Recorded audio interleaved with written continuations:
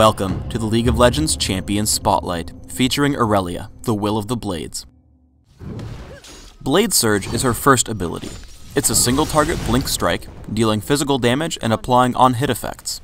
If it kills the target, the full cooldown and part of the mana cost is refunded. He-10 Style is a passive active ability. Just by learning it, Irelia will heal after every attack she makes. When activated, it adds bonus true damage to her attacks. Equilibrium Strike is Irelia's third ability. It's a short-range, single-target nuke that normally slows her target, but if Irelia is more damaged than her foe, the spell will stun instead. Irelia's ultimate is Transcendent Blades. After activating it, she has a few seconds to shoot 4 daggers, which hit enemies in a line.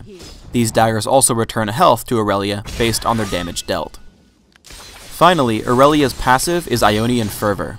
When she is near enemy champions, crowd control effects like slows and stuns are shorter. Our special guest designer is known as Ezreal, who is in charge of Irelia's development. We started off wanting a melee DPS who could strive in our current anti-melee metagame. Thus, we gave her heavy defensive abilities, which could transition to heavy offensive abilities.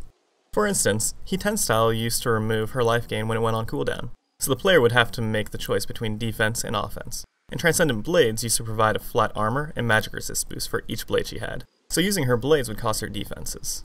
Both of these were neat conceptually, but the costs were so high that they hindered the player's moment-to-moment choices.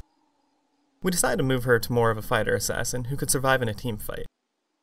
This is accentuated by her resilience to disabling effects provided by her passive, as well as her life gain from both He-10 Style and Transcendent Blades. Also, I'm a big fan of item choices impacting playstyle, so we made sure that Irelia had multiple build options. For example, Irelia becomes an amazing chaser by purchasing a Frozen Mallet, a great burst assassin by going standard damage items, and my personal favorite, Irelia can become a lifesteal tank by getting a Spirit Visage and either attack speed or lifesteal items. I set up Irelia as a jungler. I have attack speed everywhere except flat armor seals, with 2109 masteries, smite, and ghost. I open up with an elixir of fortitude and 5 health potions. For your jungle pattern, take out the wolf camp with smite, and use He-10 Style to clear the golem camp as well. Immediately run to the enemy lizard camp, but run around the far side because it's safer if your enemies use wards, and you have the possibility of ganking the opposing jungler depending on his pattern. This should allow you to gank top lane by 3 minutes 30 seconds, with a slow from Lizard and a stun from Equilibrium Strike, with Ghost available as well. If you're laning with Irelia, and for the rest of your item needs, just follow the in-game recommended items. Finally, for my skill build, I max He-10 Style, followed by Equilibrium Strike, with 1 point in Blade Surge. Irelia is a very deadly champion. I run into the enemy jungle to find Udyr, and when I do, I'm able to kill him in a direct 1v1. However, the difficulty when ganking enemy junglers is that their teammates are closer than yours. Though I kill Udyr and dodge Corki's first missile, I fail against Lux's Lucent Singularity, giving her the golem buff. It bears repeating that when a teammate gets ganked on your side of the map, you should immediately come to help. While I would have been able to kill Udyr, Corki's early arrival means a death instead. One of the strongest points to any melee champion is dueling a ranged one. For a champion like Corki who relies on skill shots, always juke in between attacks when the skill shots come off of cooldown. Additionally, if we rewind, notice that I run away from Corki while he's casting Gatling Gun, and duck into the brush just to completely screw up his movement predictions. Once Valkyrie is down, I know that I can jump on him and crush.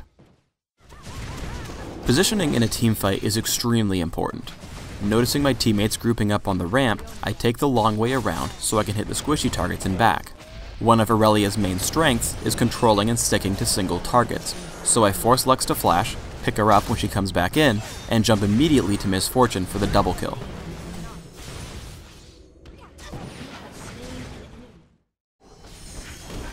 Let's show off some more tricks. Blade Surge into an immediate Equilibrium Strike gives me a stun. But the major point is how I move between attacks so that I can be in front of Lux for when she recovers from the stun. Unfortunately, Frozen Mallet Udyr just barely keeps me out of range for the follow-up, but without his help, I could have taken her down even through Light Binding and Lucent Singularity. For those times where you're having trouble sticking to an enemy, Transcendent Blades will come in handy. Because shooting them doesn't affect your movement, it's a great finishing skill. Even though Corky flashes and I'm rooted, I finish him off. And later with Misfortune, I get her after she flashes as well.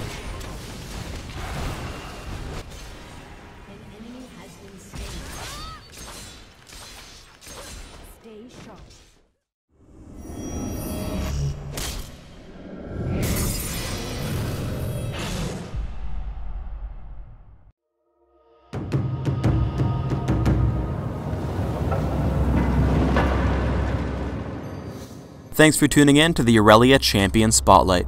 I encourage you to use Irelia against your enemies, because they will not prevail.